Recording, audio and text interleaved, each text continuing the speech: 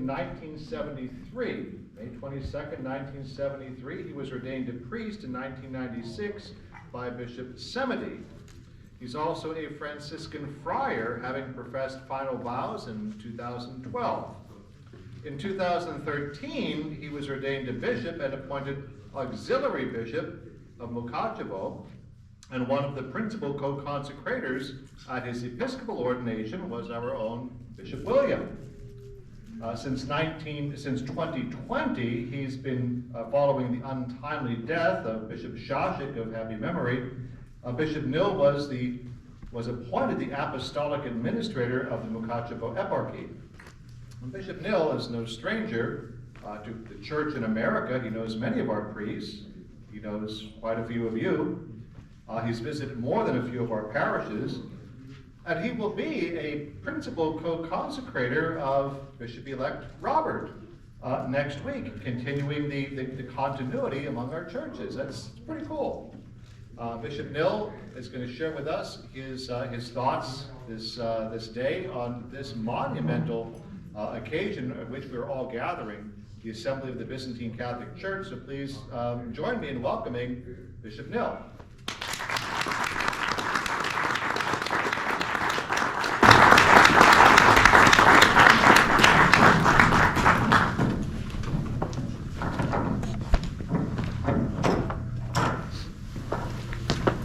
Слава Ісусу Христу! Слава навіки!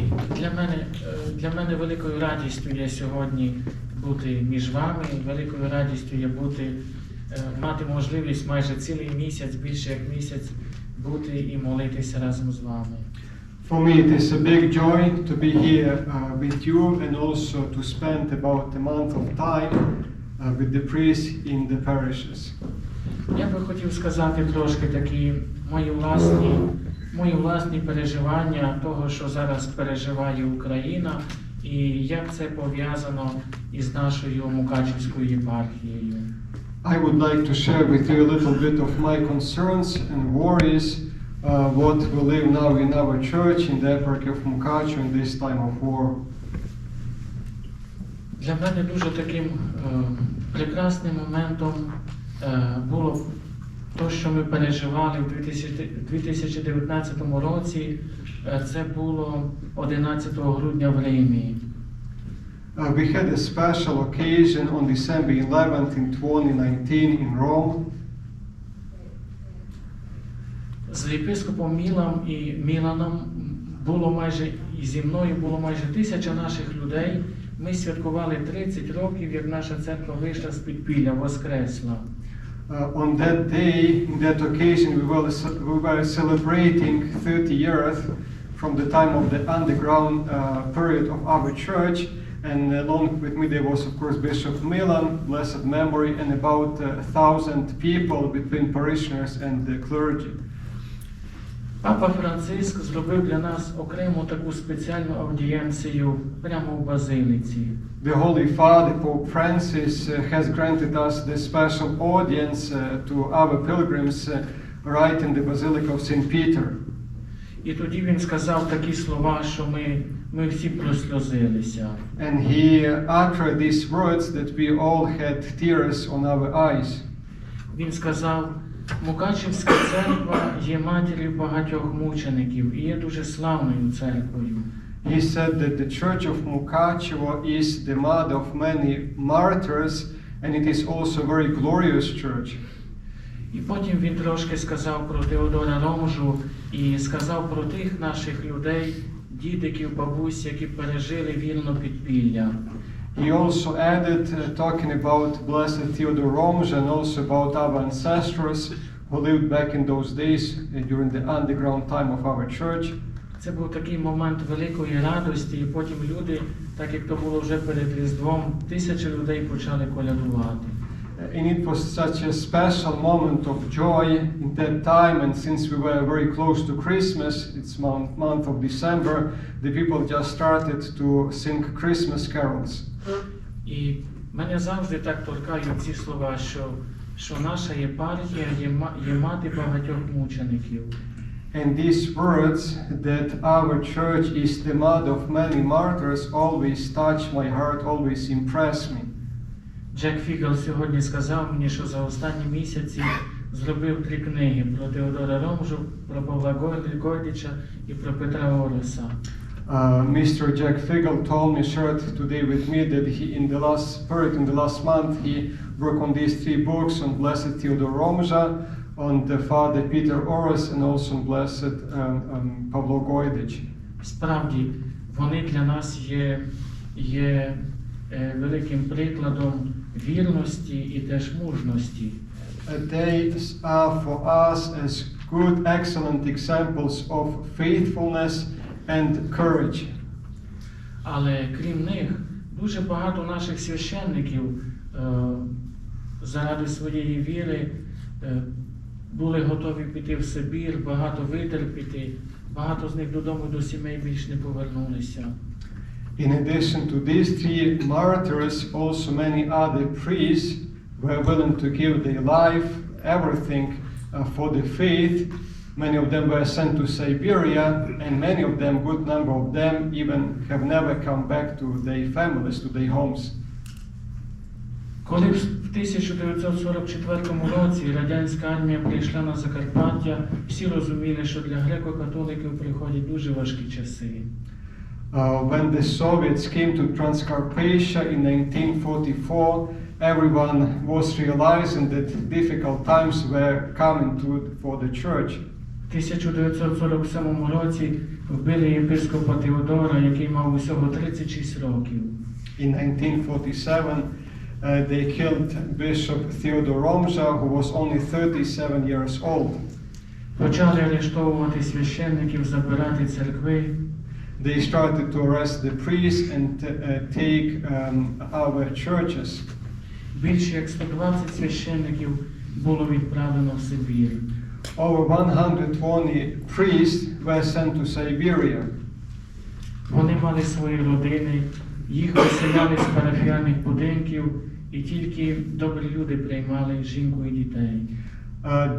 Most of them had families, so they took away from them their rectories, and mostly good people just welcomed the members of the priest's family to their houses.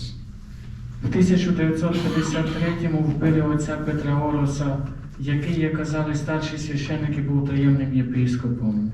In 1953, they killed Father Petro Oros, that according to the opinion of elderly clergy, he was secretly ordained bishop. То для нас було великою радістю, що 5 серпня 2021 року Папа Франциск підписав декрет про визнання його блаженним. 21. It was for us a big joy that Holy Father Pope Francis issued a decree in which he declared Blessed Father Petro Oros. It was August 5th, 2021. Ми дуже хочемо зробити інаугураційну літургію, але поки йде війна, то важко це зробити. We would like to celebrate a special divine liturgy for this occasion, but during the time of war it's very difficult to plan to organize this. І смерть Теодора, і смерть Петра Ороса була таким великою наснагою для священників продовжувати служити і жити в підпіллі. Both the death of Blessed Theodore Romja and also Father Petro Oros were good examples for the priests to continue to remain faithful and to continue to serve the people. Єпископ Олександр Хіра не мав права повернутися на рідну землю, тому весь цей час проживав у Караганді. Bishop Alexander Hira was not allowed to come back to Ukraine, to Western Ukraine, so all this time of the underground church he continued to live in Karaganda, Kazakhstan. Але приїздив додому, приїздив на Закарпаття майже кожного року, висячував священників, яких готували підпільно. But he managed coming back home almost every year and ordaining secretly the priests for the eparchy. То є цікаво, що коли він помер у 1983 році, то його бажанням було, щоб на пам'ятній дошці було написано. It's interesting to notice this fact when he died in 1983, so on his on that memorial plate to write ректор Ужгородської семінарії. the rector of the seminary of Uzhgorod. Для нього це завжди була велика честь, що він був ректором, і в часі підпілля він приходив і як ректор, і як єпископ. So for him it was a special joy, special privilege that during the underground time he was able to come as both as rector and also as bishop. У 1989 році при потеплінні за Горбачова наші отці почали відкриті богослужіння на цвинтарях або в якихось пустих каплицях. In 1989, during the time of Gorbachev, our priests started to celebrate the services or on the cemeteries or in the houses of the people. Прихід радянської армії і росіян завжди приносив переслідування для нашого народу і церкви. Прихід радянської армії і в 44-му, і тепер завжди приносить переслідування церкви і народу. Yes, so the arrival of the Soviet army, of the Russian army, during the World War II, and also now brings the persecution, the difficult times for our church. Тому, коли скоро вранці 24 лютого минулого року ми почули звуки сирен, зрозуміли, що знову приходять важкі часи. That is why on February 24th, 2022, when we heard early in the morning the sound of the sirens, we realized that again the difficult times are coming. Ми всі були дуже налякані, але не тратили надію. We were all full of fear, but we did not lose hope. Ми дуже боялися, бо російська армія майже оточила Київ. We were afraid because Russian army almost encircled the capital of Ukraine, Kyiv. Всі розуміли, що якщо вони захоплять Київ, то дуже швидко будуть і у нас на Закарпатті. We realize if they capture Kyiv, very soon they will be also in Transcarpathia. Але ми молилися, цілий світ молився з нами, і Київ наші воїни відстояли. But we prayed, all the world was praying, and our soldiers were able to defend the capital from this invasion. То було велике чудо. It was a big miracle. І то сталося після того моменту, як 25 березня Святіший Отець зробив молитву з усіма єпископами католицької церкви, це було свято Благовіщення. And it happened around the time when on March 25th, the Holy Father had the special prayer with all the bishops of the Catholic Church. То було виконання, або якби повторення того виконання бажання Богородиці з Фатіми посвятити Богородиці Росію і Україну. So it was to reconnect this time to the Fatima, to the appearances in Fatima when Mother of God asked to consecrate both Russia and Ukraine to the Holy Theotokos. Російська армія просто втікала з-під Києва, і ми поняли, що ми живемо. And the Russian soldiers were just escaping, fleeing from Kyiv, and we realized that it was a good sign. Коли ми маємо багато похоронів наших героїв, солдатів, when we have multiple funerals of our soldiers, of our heroes, ми завжди любимо цитувати книгу Макавеїв, першу книгу Макавеїв. We like quoting from the first book of Maccabees. Коли Юда Макавей із своїми хлопцями бачили велику силу ворожого війська, і хлопці були дуже перелякані. When Judas Maccabeus, along with his sons, saw this multitude of soldiers, and they were full of fear. Він казав: для перемоги немає значення кількість війська, але сила, яка приходить з неба. Judas was saying that what is important is not so much the multitude, the number of the soldiers, but the strength that comes from on high. І вони перемогли в тій битві, і в багатьох інших. And they did win in that battle as well as in many other battles. Дуже часто в історії повторюється цей бій Давида з Голіафом. Very often in the history, that battle between David and Goliath is repeated. В людському розумінні це майже неможливо, щоб слабенький переміг того, хто є набагато сильніший. From the human point of view, it's almost impossible to imagine that the one who is weaker can defeat the one who is stronger. Але коли приходить поміч від Бога, перемагає Давид, перемагає Юда Макавей. But when the help comes from God, it is David who defeats the Goliath. It is brothers Maccabees who defeat the enemies. Перемагає Теодор Ромжа, Петро Ворос, Павло Гойдич. It is blessed Theodor Romza who wins, or Father Petro Oros, or blessed Pavlo Gojdich. Тому ми бачимо, що і тепер в такий важкий час Бог робить великі чуда. And even now, in nowadays, we can witness that God makes many miracles. Ми стоїмо і боремося за нашу свободу. We stand and fight for our freedom. Але ми добре розуміємо, що в цій битві ми не є самі.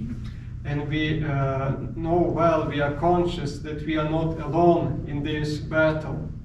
За нас моляться мільйони християн у цілому світі. Millions of Christians keep praying for us throughout the whole world. Також наші друзі в Америці. Also our friends in the United States. Закарпаття – це є самий західний регіон України. Ми маємо кордон з Словаччиною, Угорщиною, Румунією, Польщею. Transcarpathia is the most western region in Ukraine, and our borders are with 4 countries, Poland, Slovakia, Hungary and Romania.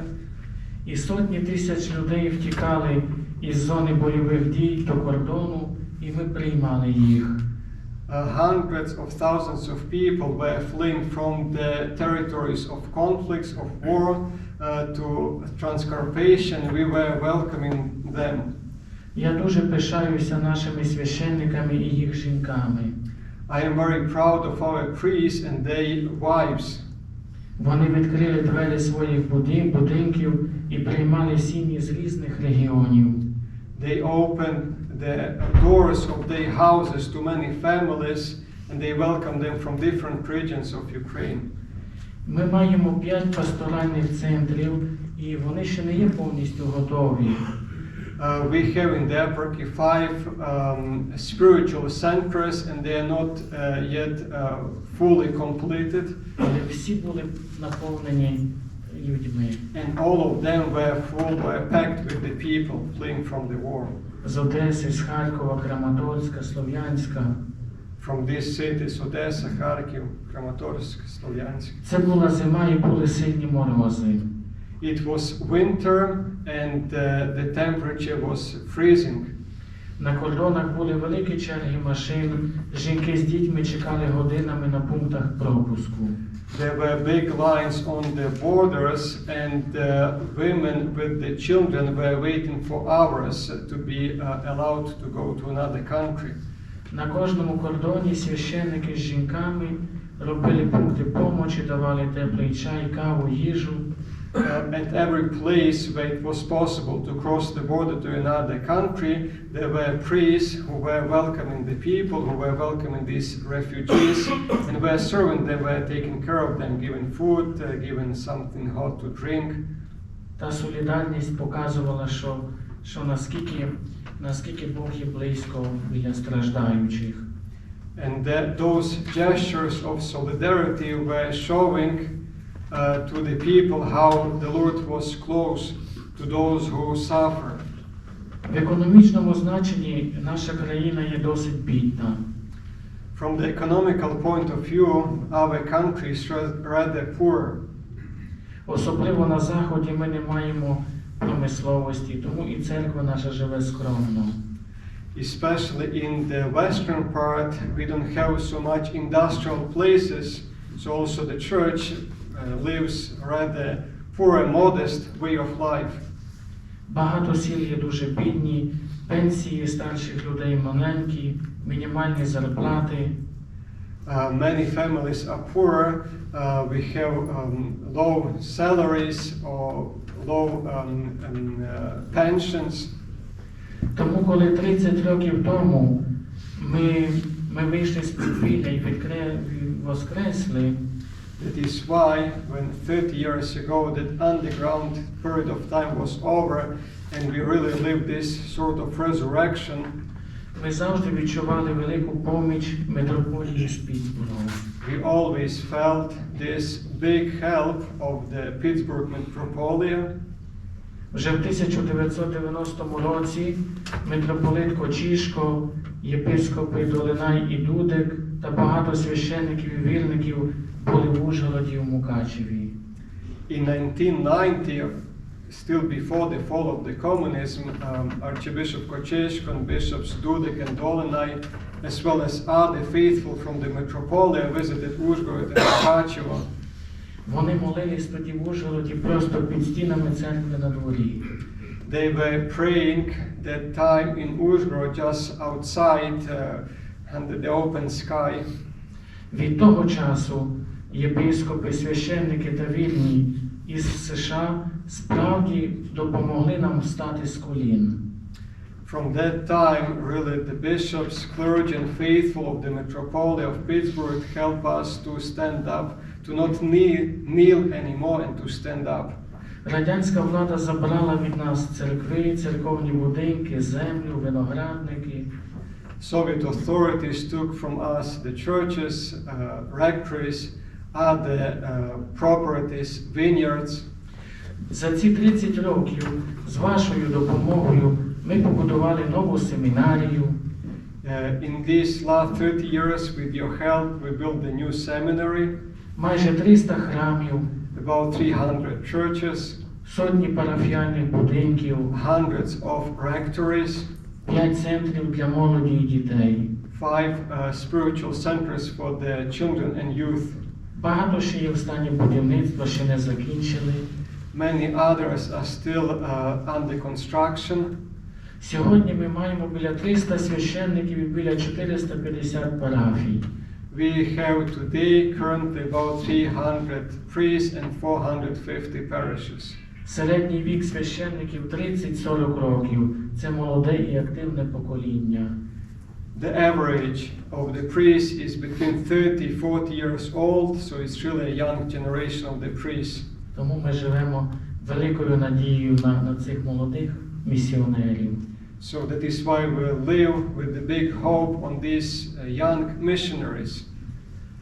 Незважаючи на те, що є війна, минулого року з вашою допомогою ми відкрили першу початкову школу. Besides this war, even if there is war, with your help we were able to open the first elementary school. В цьому другому році ми вже маємо 240 діточок. And we have in the school 240 children. Є діти переселенців. There are even the children of the internally displaced Ukrainians. І є діти з особливими потребами. And there are the children with the special needs. Вже багато людей наперед записують своїх дітей, щоб вони прийшли в нашу школу. There is even line now, so that parents want to have the place at that school, so there are lines before they get in. То є теж такий гарний знак надії, що незважаючи на війну, ми стараємось про дітей, про молодь. So it's also a unique and special sign of hope during the time of war that we can take care of the children of the youth. Допомога з Пітсбурга минулого року з митрополії від владики Вільяма, владики Курта, від владики Мілана була дуже велика. The help of the last year from Archbishop William, from Bishop Kurt, from Bishop Milan was huge, was immense. Завдяки цій допомозі ми допомагали переселенцям. thanks to this support, we were able to help the internally displaced Ukrainians. Допомагали тим родинам, які втратили своїх синів на війні.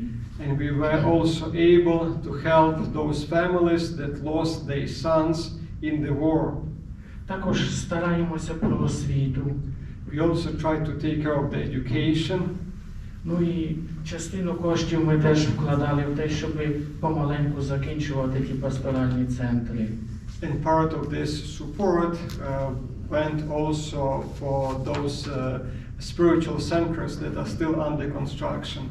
Тому я хочу подякувати і від себе, і від священників, і від наших вірників, від тих мам, які втратили своїх синів, за ту вашу велику допомогу, за ваше добре серце. I just would like to say my personal thank you and also thank you from all our priests, from those moms who lost their sons in the war, for the fact that you open your hearts. Най Бог нагородить вас за ту велику поміч, яку ви нам даєте на протязі цих 30 років. May God reward you abundantly for this immense help that you kept giving us through these 30 years. Дуже дякуємо. Thank you very much. Якщо маєте питання, If there are questions, please.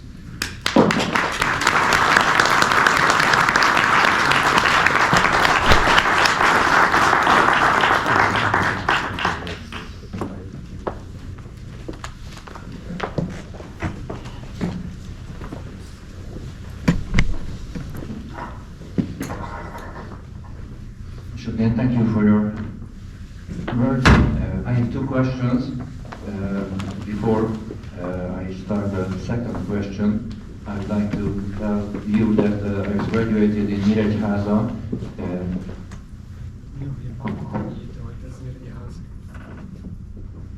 And I have friends over in the eparchy of Mukachevo, and I'd like to ask you if you have any examples that how they are doing these days, what you already not thought by this time.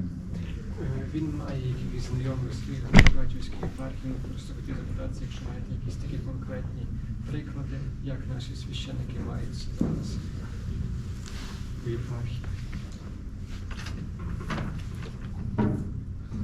ну, як я казав, у нас на Заході життя є досить спокійне, у нас немає бомбардувань, це є найбезпечніша зона в Україні. As I mentioned, it's thanks be to God there are no bombs falling where we live in Transcarpathia, so that life is relatively peaceful, quiet. Тому у нас нормально працює семінарія, нормально проводяться богослужіння, дитячі табори, різні зустрічі, тепер була Олімпіада. So the seminary is functioning, the life goes on, the children go on the camp. There was this competition, sort of competition between the youth, so the life goes on, the life continues. Що є теж дуже гарно, що багато наших священників постійно возять подарунки, допомогу прямо аж на фронт. What is also nice and meaningful is that several of our priests bring the help right on the front lines to eastern and southern Ukraine. Уявіть собі, що священники постійно збирають кошти, і ми купуємо хлопцям джипи для того, щоб було легко там в таких земляних умовах для них. So many of our priests just collect money to buy the vans, SUVs, okay, to deliver them to the soldiers, so they are able to drive on those roads or out the roads, off the roads. Десь 3 тижні тому ми десь 5 священників зі мною були прямо там у наших танкістів, з ними розмовляли, в них ночували. About 3 weeks ago, the bishop was with other 5 priests right on the front line with our troops, and they slept there, they spent time with them, they talked with them. Тому що капеланів дуже не вистачає. There is shortage of military chaplains. Для одружених священників небезпечно бути там. For the married priests, it is dangerous to be there. Тому ми стараємося бодай так раз на пару місяців їх відвідувати, щоб благословити, обняти, і вони дуже щасливі. So what we can do is that we try to go there once in a while, to stay with them, to bless them, to give them a hug, so and they are very happy and appreciative of this. А пасторальне життя в єпархії йде нормальним чином. While talking about the eparchy, the pastoral life goes on normally, more or less usual. Thank you. And I saw a Hungarian interview with one of the priests of yours, and he told in that interview that when the war came out, he decided to bring his family to Hungary, and he told his wife that please pack the luggage and we will go in an hour. And his wife told him that we will stay with you. We are not going to the safe place. So I just want to let all of you know that to be a married priest, sometimes it have a hard time.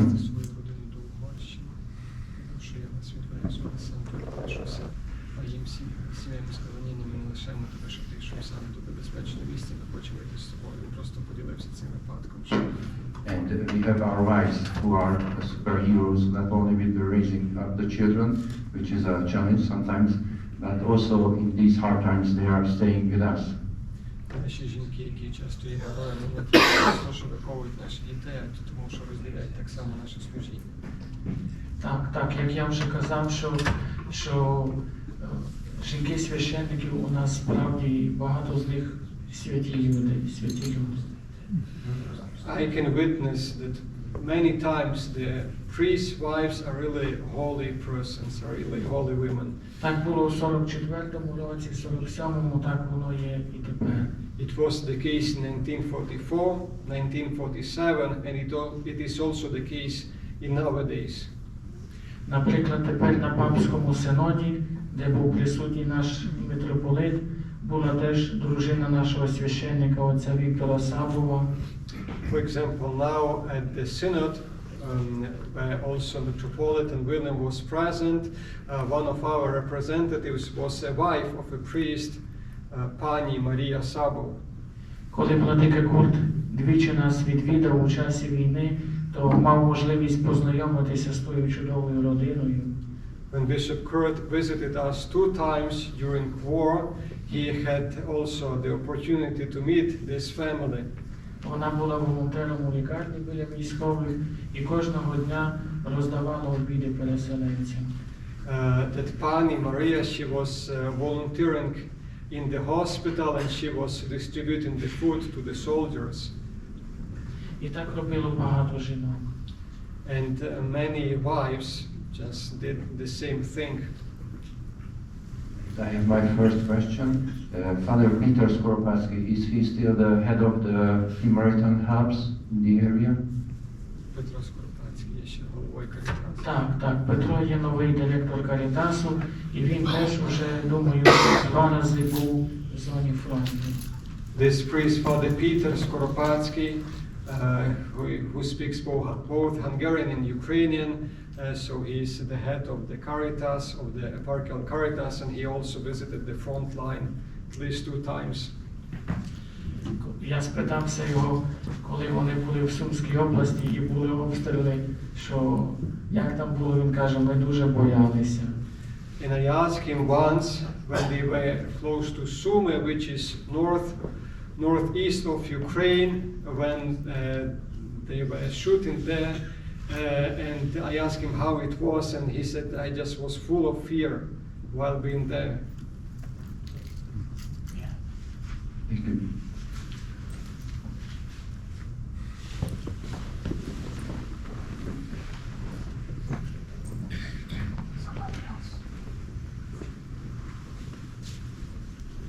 More questions? Father. Bishop, I'm on the board of directors of the Maria Teresa Foundation, and last week the members of the board voted to make a special gift to you of $10,000 to help you in your work in Luschak. Отець Едвард Цимбала, він є із членів тої організації благодійної Марії Терези. Вони минулого тижня голосували, щоб дати спеціальний подарунок $10,000 на потреби єпархії. Дякую дуже, всім вам дякую. Щире спасибі від наших усіх священників і від людей. Глибоко вам кланяюся за ту допомогу. Sincere thank you and gratitude, special gratitude for all this help that you keep giving from the bishop and also from all the clergy and faithful. 30